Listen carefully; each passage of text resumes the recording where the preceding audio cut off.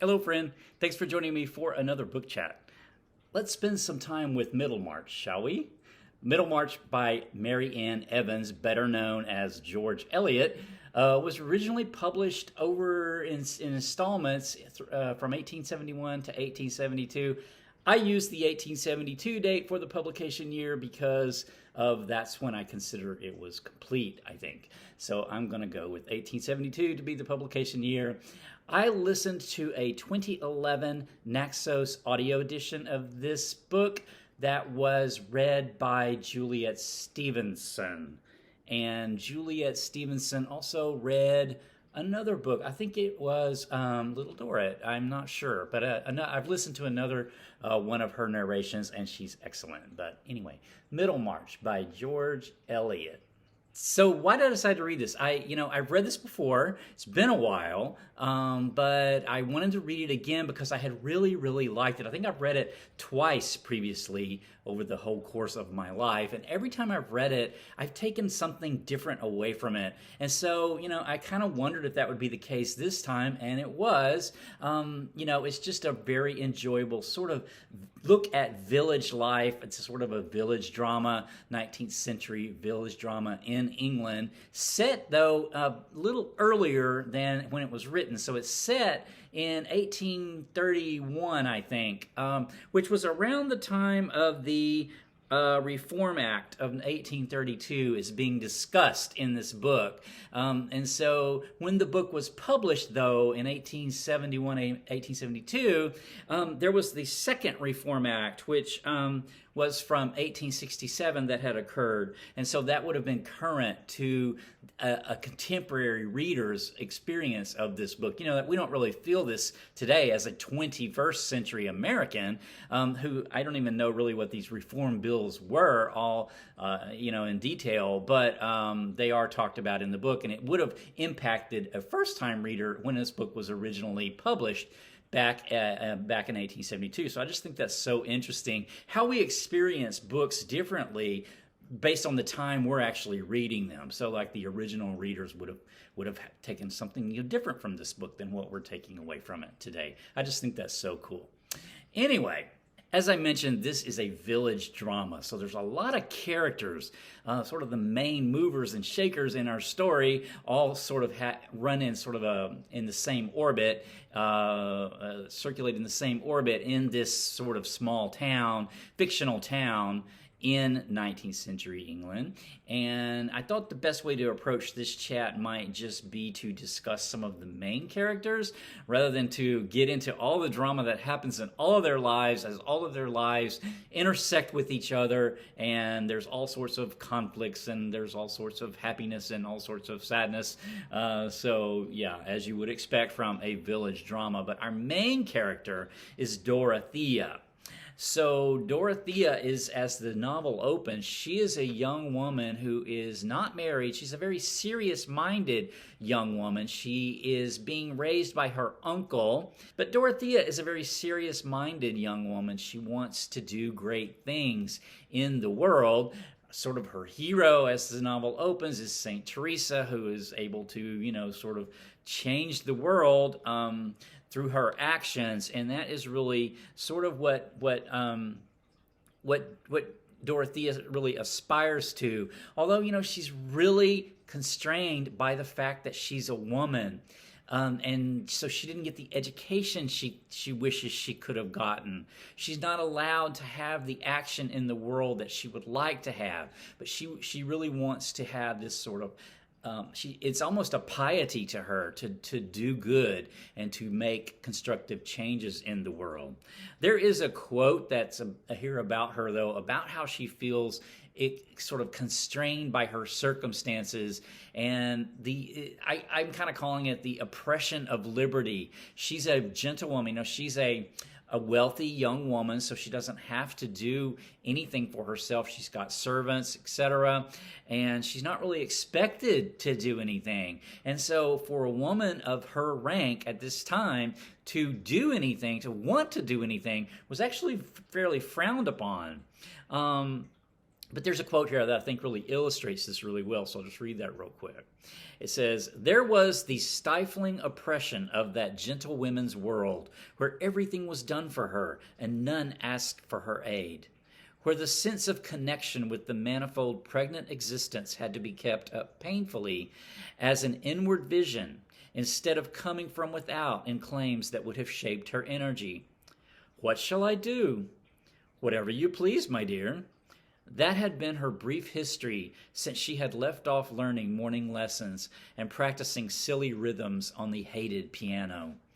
You know, she's just expected to sit around and do embroidery and practice the piano sort of as an ornament to life rather than participating in life. And this is not the life she wants for herself. Now, she meets an older man, a middle-aged man named Mr. Reverend Casaubon, who is a middle-aged man. Her sister finds him kind of ugly and disagreeable, but he's been working on this book called The Key to All Mythologies for years and years, and it doesn't seem to be getting anywhere. Well, Dorothea meets him, and she thinks she has a way now that she can act in the world, where she could help him in this great work that's going to benefit humanity. So she's very idealistic when it comes to this. Well, Reverend Casaubon has never married, and he is at this point, I believe he's in his middle 40s, and so he decides maybe he should marry. He's kind of lonely, and he's getting older, and so he has a different view on why he wants a wife than what Dorothea has, as far as she's going to be able to help him with this work. Well, so there's a quote here that sort of describes Reverend Casaubon's personality. I think, he's very dry. He doesn't see the world in the same sort of active mode that Dorothea does. But this description here, I think, fits him really well. "For my part, I am very sorry for him. It is an uneasy lot at best to be what they call highly taught, and yet not to enjoy. To be present at this great spectacle of life, and never to be liberated from a small, hungry, shivering self. Never to be fully possessed by the glory we behold. Never to have our consciousness rapturously transformed into the vividness of a thought, the ardor of a passion, the energy of an action, but always to be scholarly and uninspired, ambitious and timid, scrupulous and dim-sighted." Well, he does eventually ask Dorothea to marry him, and Dorothea does accept this, and she's very excited because she thinks she's going to go on this academic journey with him where she's going to be helping with this great work. Things don't quite turn out that way, though, for her or for him. And that's part of the drama of the book. There's a lot of characters in this book because this is kind of a whopper of a book, but a lot of action, a lot of different storylines going on, and a lot of characters, but just these few more sort of main characters. Will Ladislaw is a young cousin of Reverend Casaubon, who meets Dorothea. She meets him really early on in the novel and intertwines with their lives. Reverend Casaubon has Will Ladislaw's family, his grandmother, I think they share great-grandparents maybe, and Will Ladislaw's grandmother had sort of disgraced herself, or in the eyes of Reverend Casaubon's part of the family, she had left and married a Polish musician and got disinherited. And so Will Ladislaw doesn't have any money because he didn't get his grandmother's inheritance. That money didn't come to him. And so Reverend Casaubon sort of helps him early on in the novel, and then they sort of part their ways because Reverend Casaubon doesn't really like Will, and they don't really like each other, actually. And then there's Tertius Lydgate. Tertius Lydgate is a doctor. He's a physician that comes to Middlemarch. He's got progressive ideas about the future of medicine. But these small town folks, they want their old medicine. They want the doctors doctors that just prescribe them some medicine. If they don't prescribe them enough medicine, the people think that they're not doing a good job. So Tertius Lydgate has his own set of problems. He does eventually get married, and there's a whole lot of drama there. Then there's the Vinci family. The Vinci family is a successful manufacturing family. Fred and Rosamond are their children, their adult children, young adult children, that figure very, very prominently in the book. Rosamond's a pretty spoiled, shallow girl. Fred is a young man who is really sort of drifting, not knowing what he's going to do. He doesn't really know. He doesn't really want to do anything. He's just directionless and not sure where he's going to go in life. But he's in love with young Mary Garth. The Garth family, Mr. Garth is a managing farm. He's a farm manager or a land manager. He's in land management, so he does this work for the different land owners. They don't have a lot of money, though. So Mary Garth is a plain. She's not very pretty. She has to work as a sort of housekeeper for a person here, an old man here, that is Fred's hoping to inherit some money from. But the Vinci family does not want Fred and Mary to get together because the Vinci family thinks that the Garth family is beneath them. But the Garth family is a very nice family. Okay, so just some thoughts and impressions here. Takeaways. So as I read this previously, I've always thought of myself kind of like identifying more with Dorothea, and now I kind of identify with both Dorothea and Will. So Will sees life through experience, and Dorothea more academically. But I really thought that was kind of cool to think about that. And then duty and honor, acting with duty, acting out of duty and acting honorably figures very prominently in this novel, especially when it comes to money, and also like family duties to your family and friends. But money, as far as honorable, acting honorably with money, we have some of our characters in the book that do this, are very honorable especially with money, and those who are not honorable with money. So that was really interesting. Speaking of like success at work, Mr. Garth, who I mentioned, he gives young Fred some advice for being successful at work, and I thought that was really cool, so I'll just read that. And he says, Mr. Garth says to Fred, "You must be sure of two things. You must love your work and not be always looking over the edge of it, wanting your play to begin.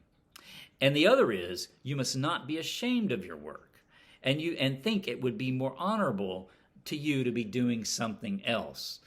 And if you're not proud of what you're doing, or if you're like watching the clock for the day to end, you probably need to find a different job if you're going to be successful in life," according to Mr. Garth. Other kind of like common themes is marriage as this partnership. Dorothea has this duty to Reverend Casaubon. Granted, she made a bad match, but nevertheless, she feels duty. She has the wifely duty to still try to assist him and support him and help him where she can. We also have this, we see this in other marriages in the book. Some are very clear, successful partnerships, and some are not. There's a couple that gets into some serious financial troubles, and the wife cannot seem to grasp this and won't accept it, and it causes the husband no end of heartache. So marriage as a partnership. And then finally, doing good and leaving the world better than when you found it is also a recurring theme in the book. We have this expressed by Dorothea herself, as well as Tertius Lydgate and Will Ladislaw all want to leave the world better. Even Reverend Casaubon, in a way, his key to all mythologies might not be a success, but he had lofty goals for it. He just didn't know how to implement those that well. But the final quote of the book that I think I'm going to read here is one of my favorite quotes from literature, actually, and it's about Dorothea and just doing good in the world through small actions. That the fate of the world really rests on people just doing good on a day-to-day basis. And the quote says, "But the effect of her being on those around her was incalculably diffusive. For the growing good of the world is partly dependent on unhistoric acts, and that things are not so ill with you and me as they might have been, is half owing to the number who lived faithfully a hidden life and rest in unvisited tombs. So Dorothea might not have been able to become a Saint Teresa, but she was able to lead the world better than when she found it. Okay, I will leave the chat there. My next chat is going to be Apartment by Teddy Wayne, and I have already finished this book, and so I should have a chat on this coming up really soon. So until next time, take care.